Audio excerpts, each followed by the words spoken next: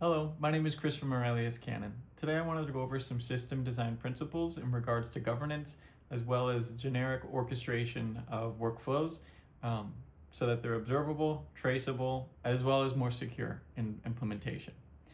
So without further ado, let's get started.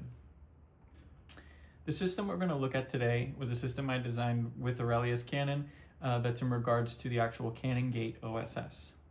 Now, this system involves several points. However, it's supposed to be a policy governance system that's used in runtime to govern orchestration of actions and proposals, as well as the actual execution of the actions themselves. As we can see here, we have the actual untrusted source originally, which is the LLM agent or a human.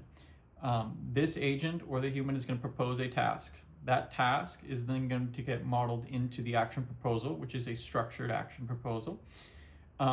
This sets the intent.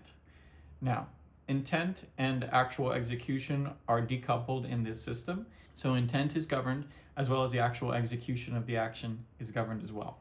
So as we continue and move through the action proposal, we get towards the first phase, which is the actual ingress check.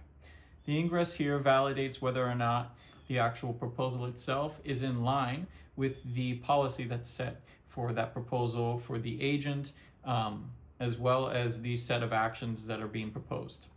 The second phase that's looked at is the egress check. The egress determines whether or not the parameters that are proposed within the action proposal, once they're allowed through, actually make the actual action execution list of what's safe for the system to execute itself. This is again separate from the intent. If the action itself is safe for the system to execute, then the system will execute that action across whichever portion of the stack is appropriate for the task, and then there will be a final record captured. The final decision is a beautiful component to actually include within your design of governed systems. It allows you to have the actual reason stated, whether or not the action was actually allowed, which portions were denied, timestamps, agent stamps, decision IDs, run IDs.